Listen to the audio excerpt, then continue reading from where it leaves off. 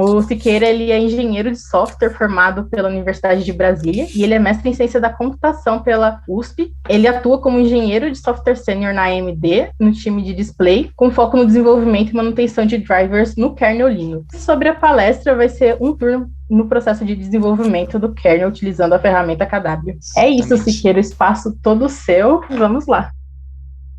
Bom, antes de mais nada, essa apresentação ela é compartilhada, vocês podem acessar na URL acima, eu vou compartilhar com os organizadores depois, mas quem quiser pode acompanhar também no seu próprio navegador.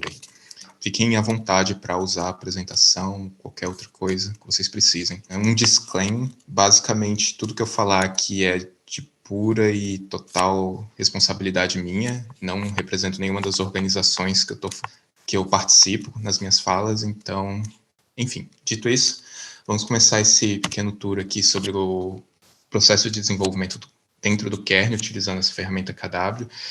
Um dos meus objetivos aqui, eu vou tentar dar uma visão bem geral, mas eu quero dar uma visão mais do ponto de vista de desenvolvimento, assim.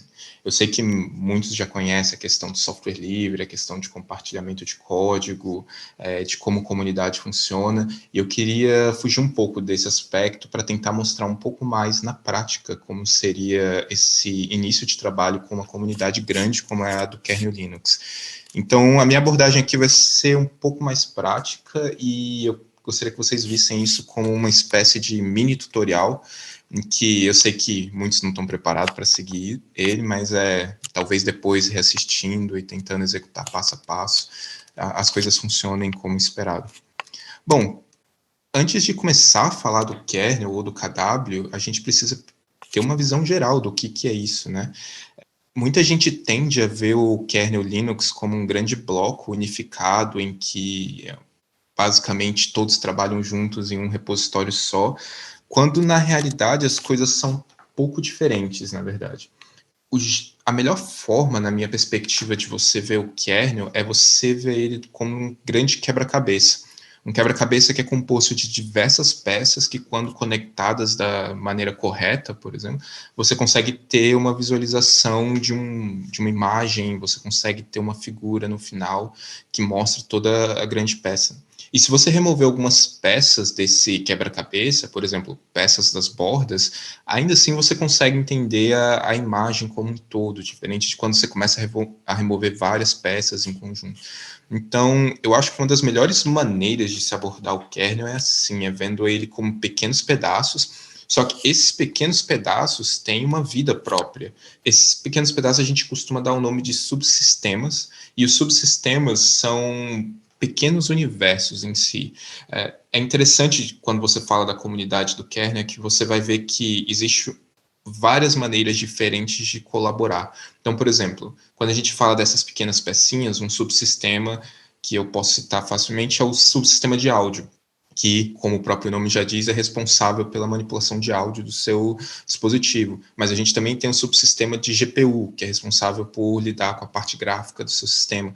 E a gente vai tendo diversos mini subsistemas, em que cada um desses mini subsistemas vão ter essas suas particularidades. E é interessante que, às vezes, a forma como o subsistema de áudio trabalha não é exatamente a mesma forma que o subsistema de GPU trabalha. Então, às vezes, um pede para você mandar colaborações seguindo um determinado procedimento, enquanto o outro prefere uma forma um pouco diferente, e que, no final, tudo acaba dando certo e tudo acaba convergindo para as chamadas releases, né?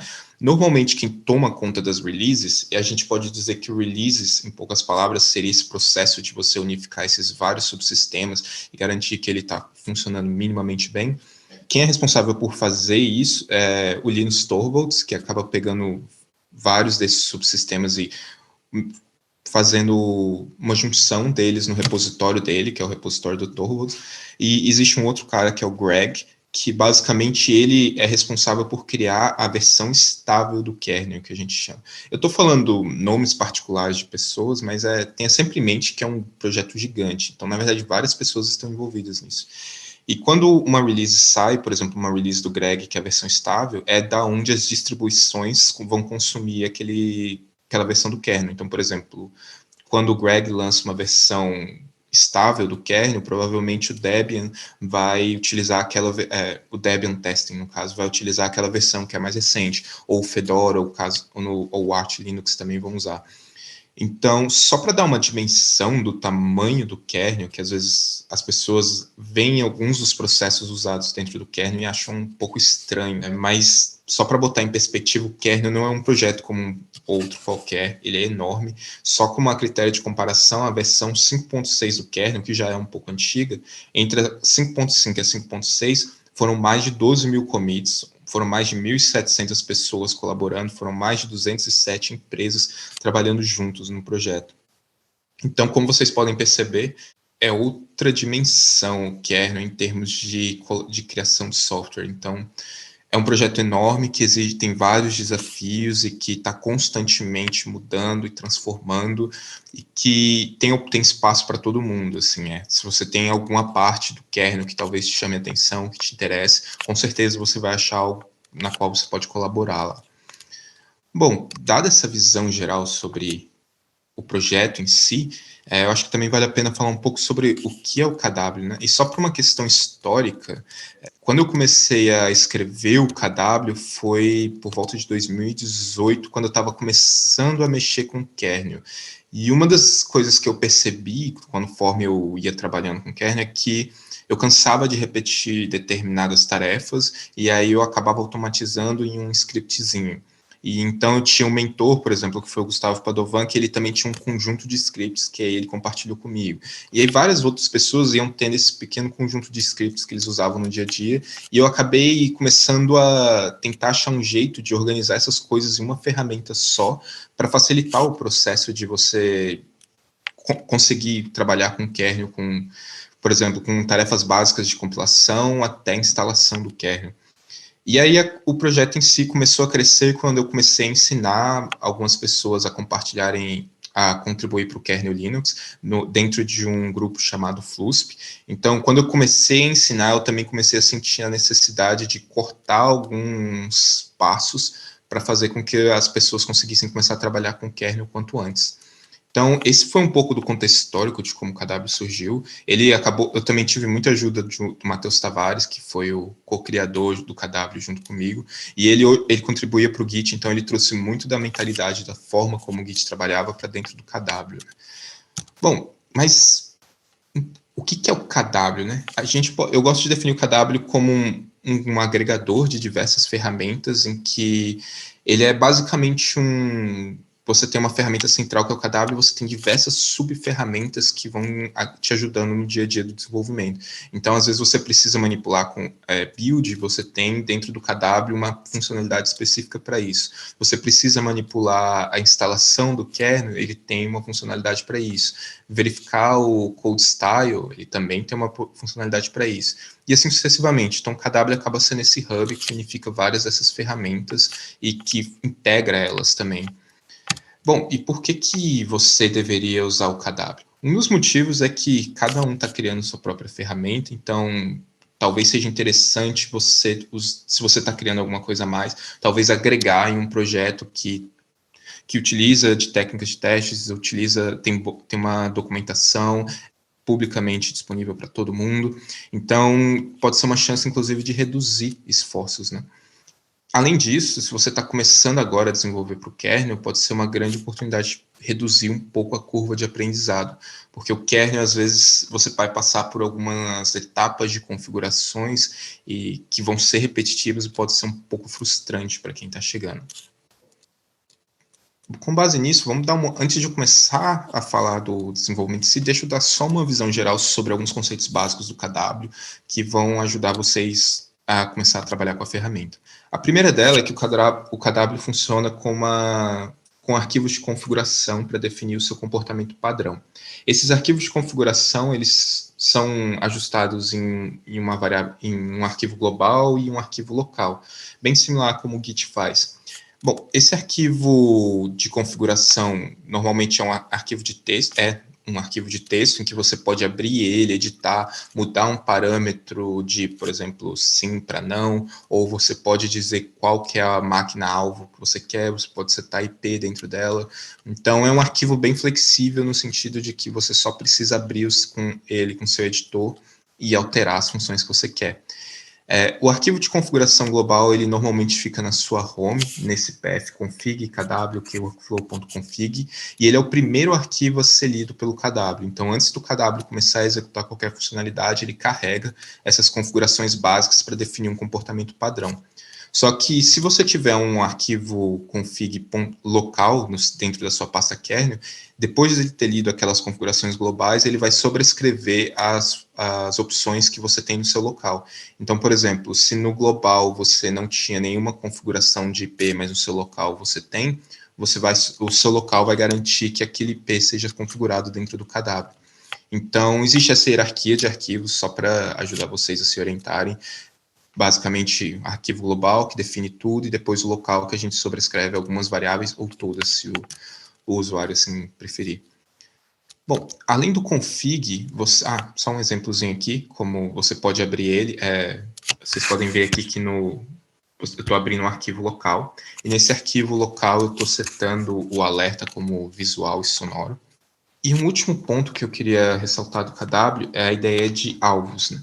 O KW, normalmente você vai querer instalar o kernel depois de você ter compilado ele, ter feito uma modificação, e normalmente você quer instalar o seu kernel ou numa máquina remota. Por remoto, entendo uma máquina que você tem acesso via rede.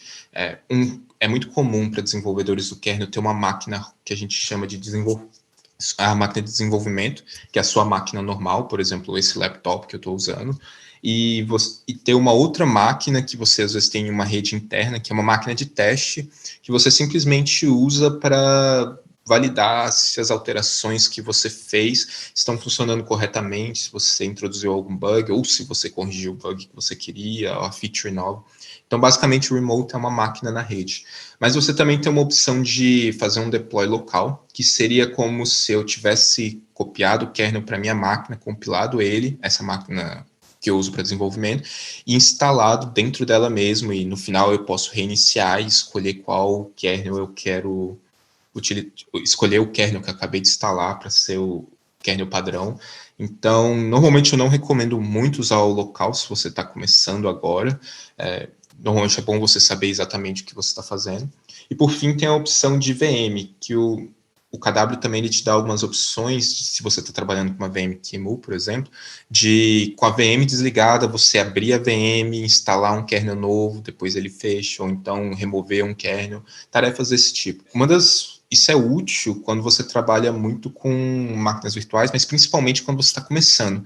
E, nesse sentido, para essa apresentação, eu vou supor uma etapa inicial em que você fez uma configuração de uma VM QEMU para poder brincar com o kernel com segurança, para você não correr o risco de quebrar o seu sistema, por exemplo.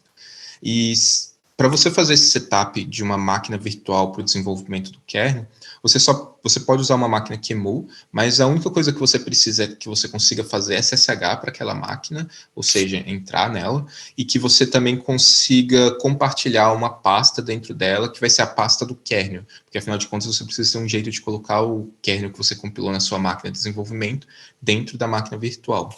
Bom, se você nunca fez uma configuração de uma máquina virtual nesse contexto, eu coloquei o link de um tutorial aqui, que é o Setup QEMU VM, que é um tutorial bem passo a passo de como vocês podem fazer essa preparação dessa máquina virtual. Eu vou assumir algumas coisas quando você tiver essa máquina virtual. Uma delas, como eu falei, é que você já fez um setup de um SSH e você consegue entrar e sair dentro dessa VM, que você adicionou a sua chave pública que você gerou localmente, que você gerou no seu sistema de desenvolvimento, que você copiou ela para dentro da sua máquina virtual. E, por fim, eu vou supor que você instalou o rsync e o screen dentro da sua VM. Ok, depois que você já tem a sua máquina virtual, o primeiro passo que a gente vai fazer é instalar o KW. A gente tem um KW empacotado para Debian e para Arch, mas eu não recomendo vocês usarem esses pacotes porque eles estão bem desatualizados e não refletem o KW como ele está hoje. A gente está trabalhando para atualizar isso. Então, o jeito mais simples é simplesmente clonar o repositório com esse comando git clone e a URL do repositório do KW. Em seguida, você só precisa instalar. Para instalar, você usa setup-i, e nesse momento o setup do KW vai tentar instalar algumas dependências e basicamente você só tem que dizer sim e pronto, o KW está instalado. Você pode abrir um terminal novo e basicamente digitar KW version e aí você vai ver que foi instalado. Esse é o setup do KW, é simples como clonar e usar um simples comando que é o setup-i, mas você também precisa do kernel, afinal de contas, você quer brincar com o kernel dentro da sua nova máquina virtual que você acabou de configurar e usando o KW que você acabou de instalar. Para esses slides, eu recomendo vocês usarem a branch do Torvalds, o repositório dele, tá aqui o link. Normalmente, se você vai contribuir para algum subsistema específico, você não vai querer usar a branch do Torvalds porque para aquele subsistema ela pode estar desatualizada. Por exemplo, suponha que você achou um bug no sistema de áudio do seu sistema e você sabe arrumar e já tem um fix para ele. Então, você provavelmente vai querer usar o repositório do subsistema de áudio, não do Torvalds, e mandar suas contribuições usando aquele repositório. Mas, enfim, para fins de aprendizado e para o início do seu trabalho com KW, com kernel, vamos usar a branch do Torvalds e a partir de agora a gente vai assumir esse repositório. E aí vem a etapa final de configuração, que é basicamente criar um arquivo de configuração do KW dentro do seu kernel que você acabou de clonar. Então, eu imagino que depois que você clonou, você entrou naquela pasta com o comando cd e a pasta específica. Dentro dela você pode simplesmente executar um KW init, mas para esse tutorial eu recomendo que você faça um setup do KW init usando um remote. Esse KW init, o que ele vai fazer é simplesmente criar um arquivo de configuração local no seu kernel novo. E nesse arquivo de configuração local, a gente está seguindo aquele tutorial que eu falei para vocês no começo, a gente está basicamente colocando a configuração de como fazer SSH dentro dessa sua máquina virtual. Essa é uma etapa de configuração que você só precisa fazer uma vez e depois você não tem mais que esquentar a cabeça com isso. Então, é relativamente simples. Mas agora vamos começar a entrar um pouco no desenvolvimento do kernel em si, que até agora foi um pouco de visão geral, um pouco de como começar a configurar o seu ambiente, mas a gente pode falar de alguns detalhes específicos. E o primeiro, e talvez um dos mais importantes para quem está começando, é o chamado config file do kernel. Esse config file ele é um arquivo de texto normal, em que esse ponto é de que é um arquivo escondido. Ele normalmente fica na raiz do kernel, então se você acabou de clonar o kernel Linux do repositório do Torvalds, você vai precisar de um config file para compilar o seu kernel, porque esse config file ele vai especificar o que você vai compilar ou não dentro do seu driver. Desculpa, dentro do seu kernel novo. Então você pode, por exemplo, entrar no config file e dizer que você quer compilar um módulo específico para o seu computador, mas não quer compilar outro porque não faz sentido para você. E com essa ideia em mente, é assim que as distribuições como Arch, como Debian, como Fedora e qualquer outra distribuição trabalham. Eles têm um config file.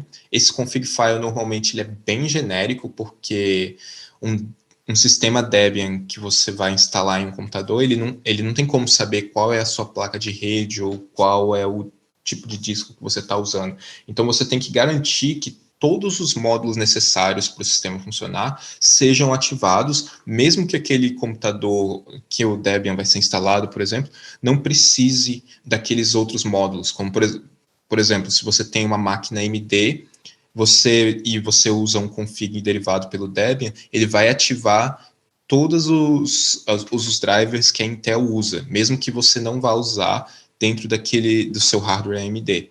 Então, essa estratégia de habilitar todas as opções permitem que as distros sejam flexíveis para ser instaladas em qualquer computador. Você só precisa saber arquitetura. Se é um x86, você vai conseguir instalar o Debian.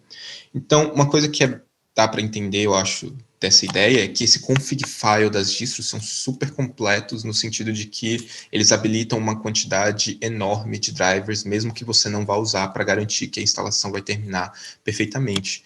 O que muitas vezes você não precisa para o ciclo de desenvolvimento, porque Se você ativa muitos drivers, significa dizer que você vai compilar mais coisas. E uma compilação completa de um config de uma distro pode facilmente levar 1 hora, depender do computador, ou, sei lá, 30 minutos a 20 em um computador mais rápido. Então, você não vai querer esperar 30 minutos para testar alguma feature sua, né? Você quer fazer o deploy o quanto antes para ver se você resolveu o bug ou se você conseguiu adicionar com sucesso a sua nova funcionalidade. Então, uma estratégia que a gente tem dentro do kernel é a de criar configs files reduzidos. E esses config files reduzidos basicamente consistem em você ativar unicamente os módulos que te interessam.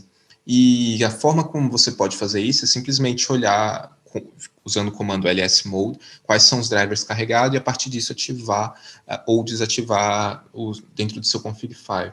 Só que aí entra um truque que o KW tenta facilitar a sua vida, que o KW faz isso para você. Se você fosse fazer isso manualmente, você teria que buscar o arquivo na sua máquina, colocar ela no seu kernel local, rodar com um comando específico do kernel, e aí você teria esse config otimizado. Se você usar o KW, e ele já está configurado, por exemplo, usando as configurações que eu mostrei anteriormente, você pode usar o comando kw config m-fetch, que ele vai entrar na sua máquina virtual e vai pegar o config file que tem disponível lá e vai colocar na sua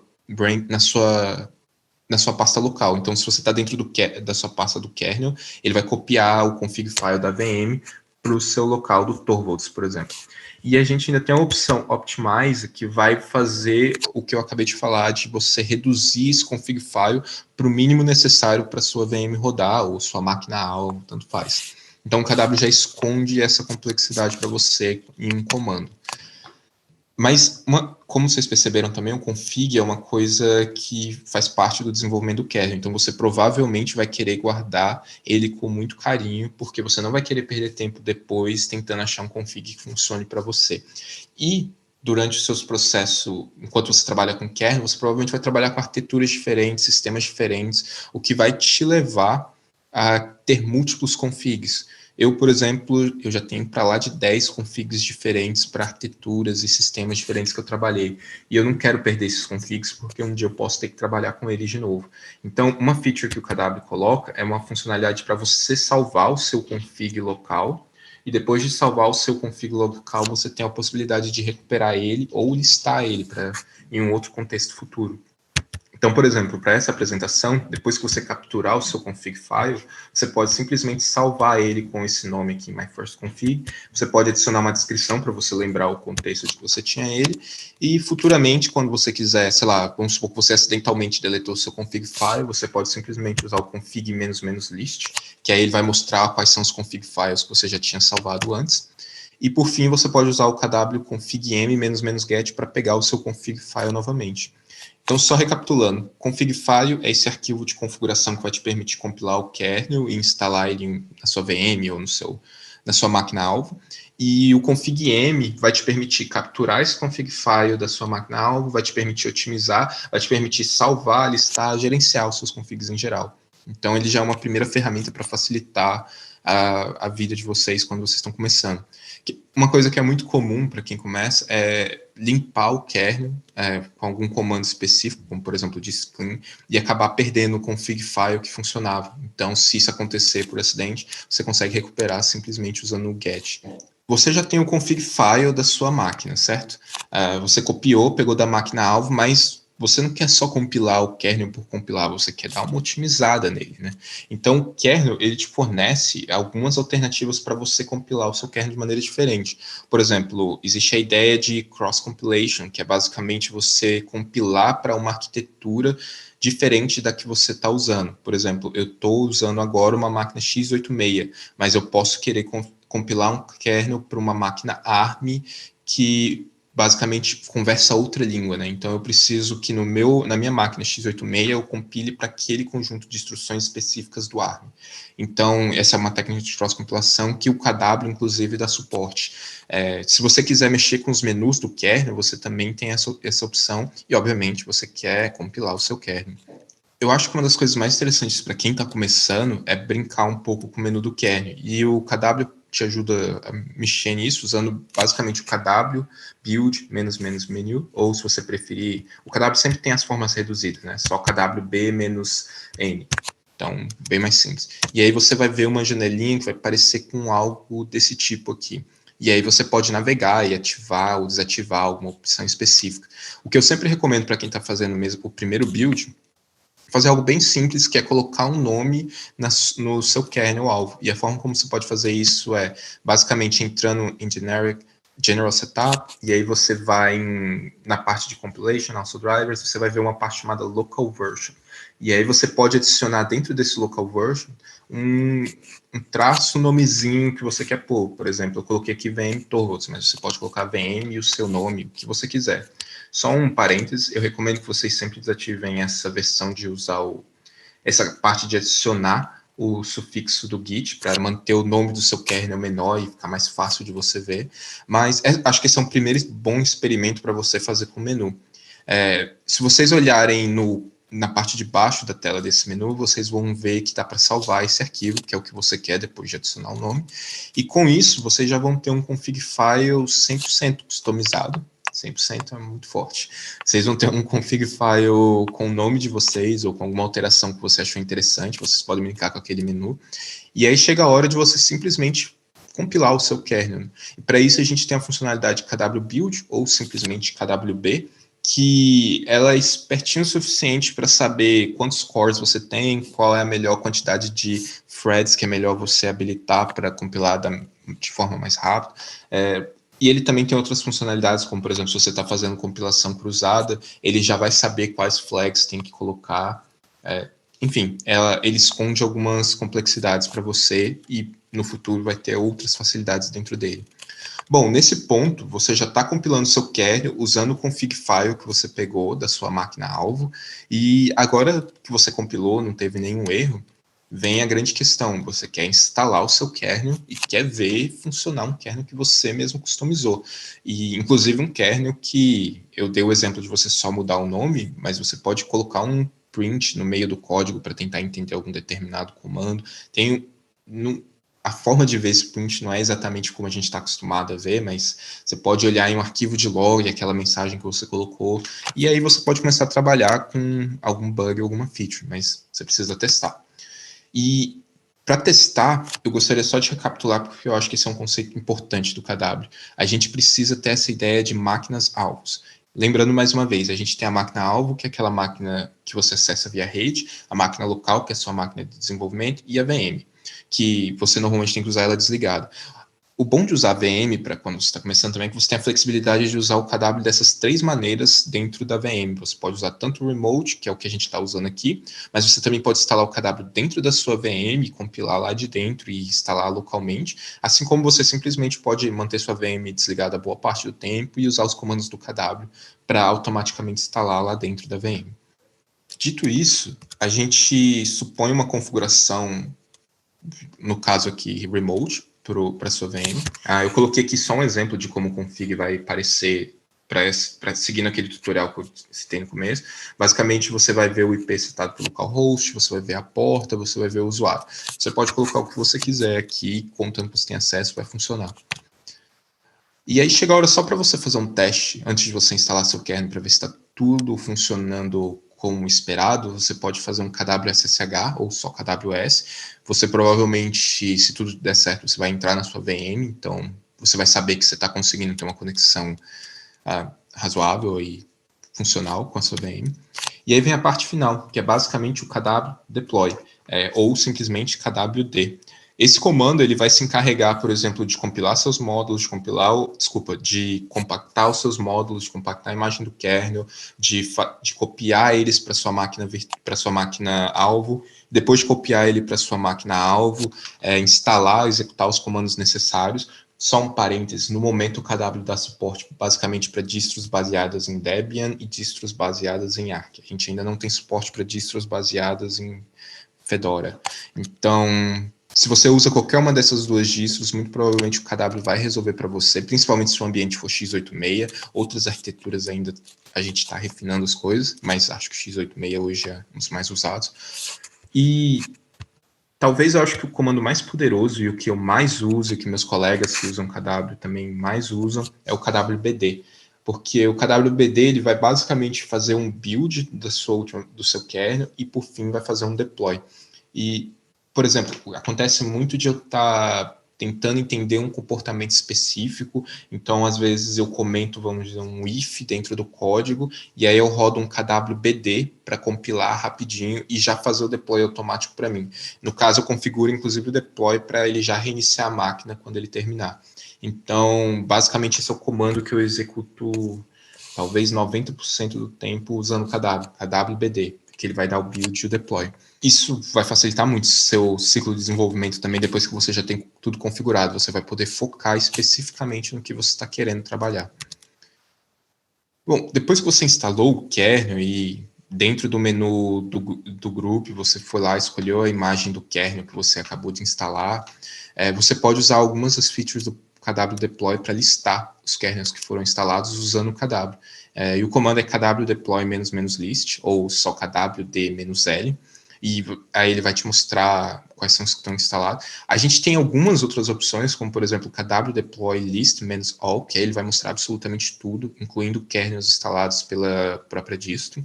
Mas se você também quiser remover um kernel, você pode simplesmente usar o comando deploy -uninstall e o nome da sua imagem, eu coloquei aqui, por exemplo, 5.13.0 Torvald, mas podia ser qualquer nome, você só precisa garantir que o nome que você usa aqui é o mesmo que foi listado no comando anterior.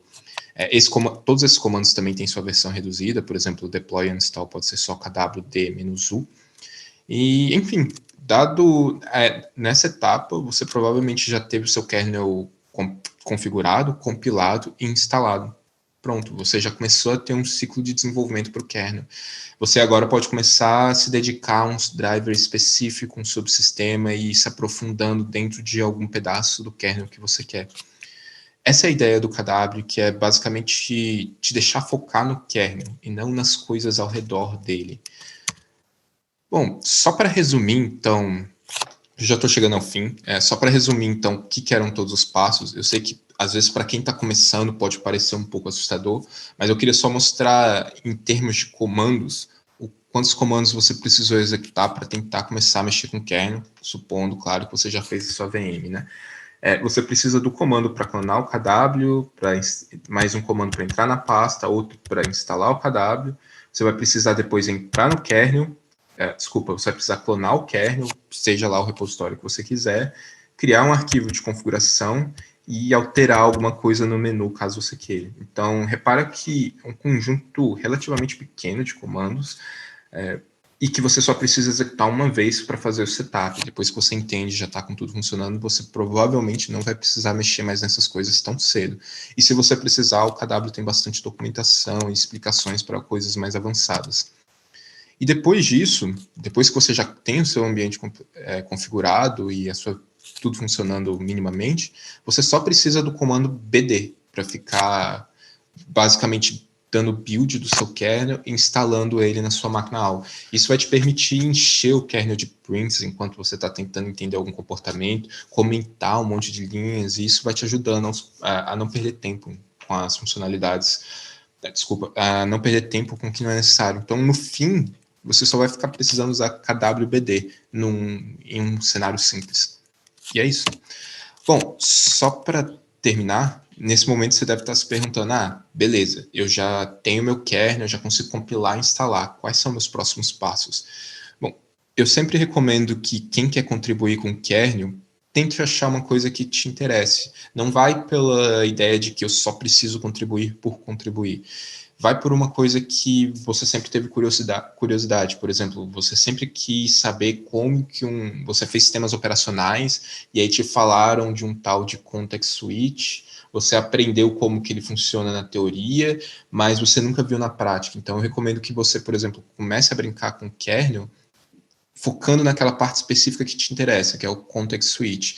E começa olhando o código, colocando comentários, descobrindo como debugar coisas, e aos poucos você vai começando a ganhar mais familiaridade com aquela parte específica e uma hora você vai acabar achando alguma coisa no código que você pode otimizar. Por exemplo, você vai começar a achar, você vai ver uma variável que está sendo declarada no parâmetro que não está sendo usada, então você pode remover uma coisa simples assim, então você já vai começar a mandar um patch ali, e aos poucos você vai começando a entender mais e mais o código, mandando coisas mais e mais elaboradas. Mas eu sempre recomendo começar olhando por algo que te interesse, não tenta forçar a barra para coisas que você quer só mandar uma contribuição porque você acha que é legal.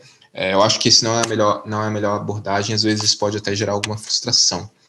E se você está mexendo com KW também, eu quero aproveitar o momento, inclusive, para ressaltar que o KW está em desenvolvimento, então vai ter vários problemas que vocês podem encontrar.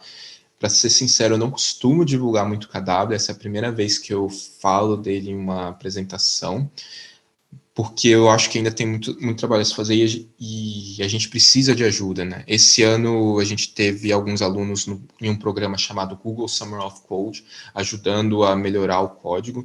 Ano que vem eu vou tentar mais uma vez, provavelmente com KW.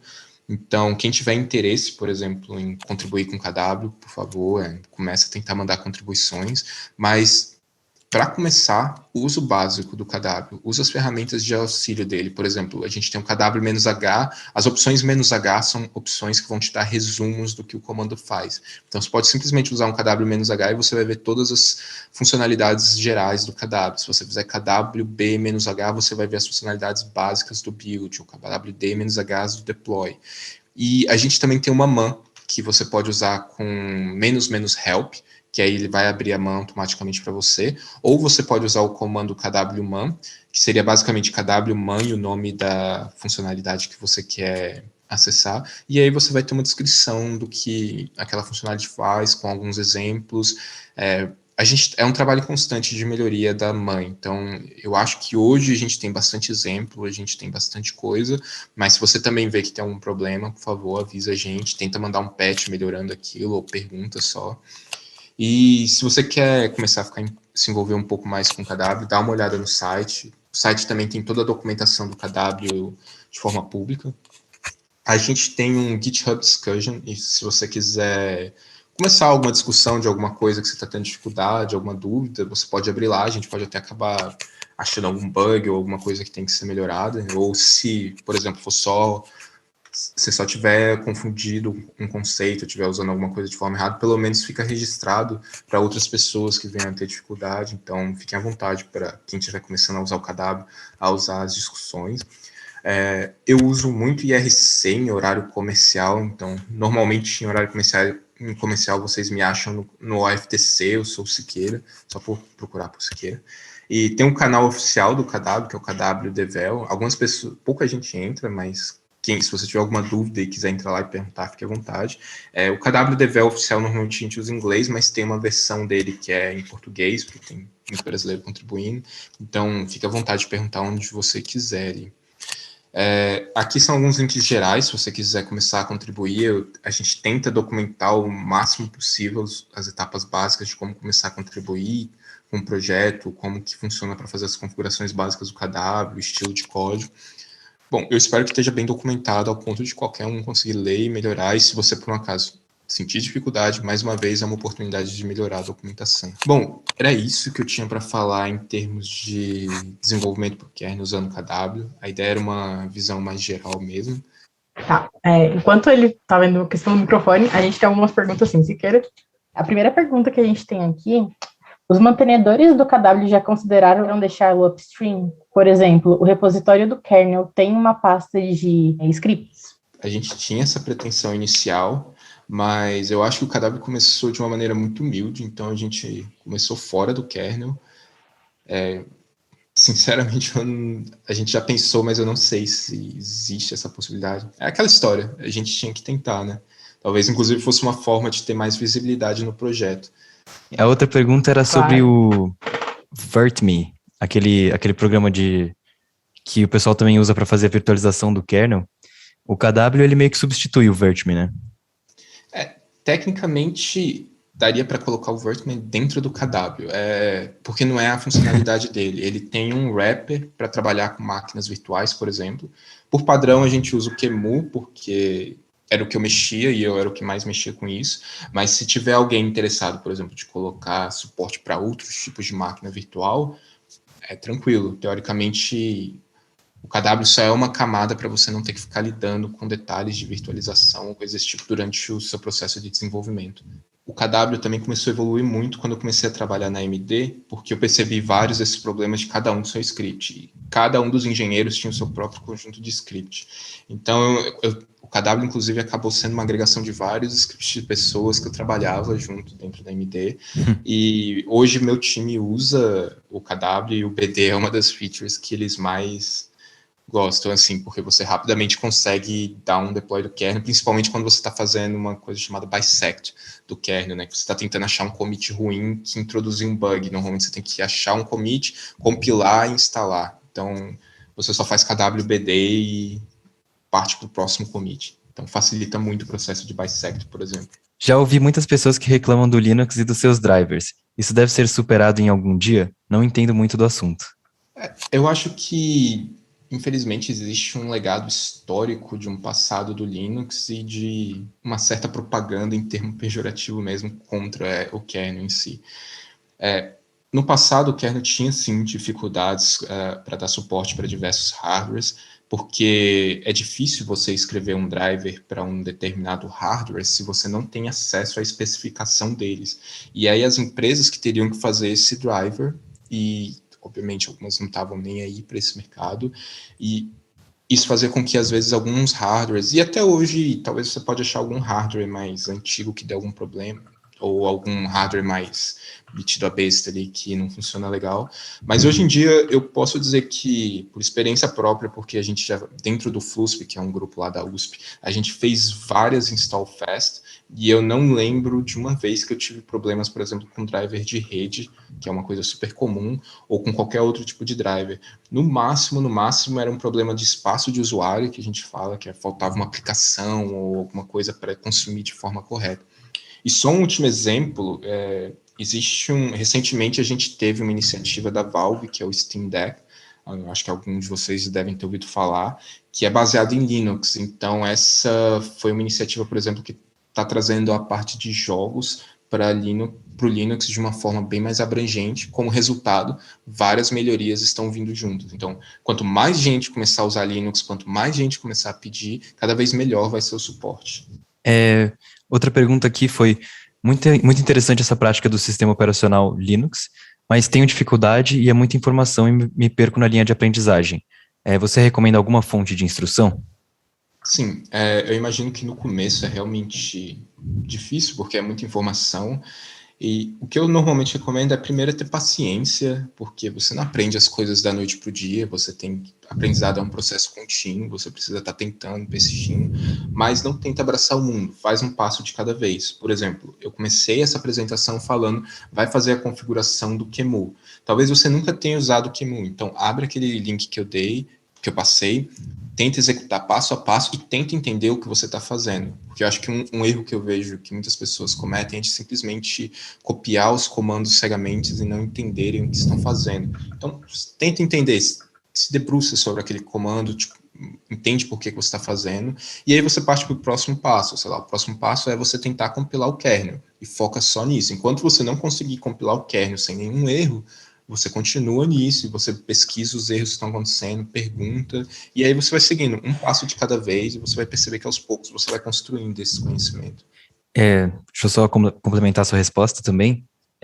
Na Unicamp tem um clube de desenvolvimento do kernel que chama LK Camp, eu tô até com os adesivinhos aqui, e a gente se reúne semanalmente na terça-feira ou quarta-feira, e enfim, eu posso passar essas informações depois, e é tipo um clube, assim, bem amigável e direcionado a quem está começando a fazer essas coisas. E na USP também tem o FLUSP, que é o clube de software livre e tudo mais, eles também mexem um pouco com esse projeto aí do Linux. Então, para quem está querendo ajuda, são ótimos recursos. E aqui a última pergunta agora é: quais as suas opiniões sobre o processo de estudo / desenvolvimento do kernel via o Windows Subsystem for Linux? Honestamente, eu tenho muito pouco a dizer sobre isso, porque Eu acho que desde a minha graduação, há muito tempo atrás, eu não uso Windows, acho que eu nem sei mexer mais no Windows. Então eu acabo não acompanhando, eu não tenho muito o que comentar. Eu imagino que deve ter melhorado muito, porque a Microsoft abraçou várias coisas nesse sentido, mas eu imagino também que deve ter muito problema, porque a forma como Linux e Windows tratam certas coisas é um pouco diferente. Você criar camadas ali no meio me parece uma boa fórmula para ter problemas, mas o que eu estou falando é mais um achismo do que algo concreto que eu posso te dizer que isso é verdade ou não. Então, é melhor só eu me restringir a não sei dizer. Eu não tenho certeza, Pedro, porque eu uso Windows normalmente, então toda a experiência que eu tenho de Linux é por meio do WSL. Então, assim, o que eu posso dizer como usuário é que, assim, ele faz o necessário. Obviamente que ainda não é uma coisa grande, mas para as funções mais básicas ele serve muito bem. A experiência de um usuário, né? Não sei se conta muito. Alguém falou no chat o Sebastião falou no chat que ainda tem problemas grandes, principalmente para desenvolvimento. Imagino que para fazer uma virtualização, porque o WSL é um tipo de virtualização, né? E você virtualiza dentro da virtualização, quão certo isso pode dar. Mas enfim, tem que tentar aí, pessoal. Se é o que vocês têm, tem que dar. Tem que considerar seriamente instalar o Linux. Vocês podem colocar como dual boot, que é uma coisa super simples hoje em dia, e você vai ter seu Windows e o Linux lado a lado. Você começa a usar o Linux um pouquinho todo dia. Quando você menos perceber, você trocou. É isso aí. Não, e é um ponto interessante porque ele demorou, né, para vir essa integração do Windows e o Linux. Então, quando o WSL foi anunciado, o pessoal ficou o pessoal que usa o Windows, né, ficou meio euforiado, né, porque finalmente a Microsoft trouxe alguma coisa de integração aí. É bom ver sempre um desenvolvimento nessa área ali, um avanço. Então, é isso. Siqueira, muito obrigado de novo pela sua participação. E é isso. Muito obrigado.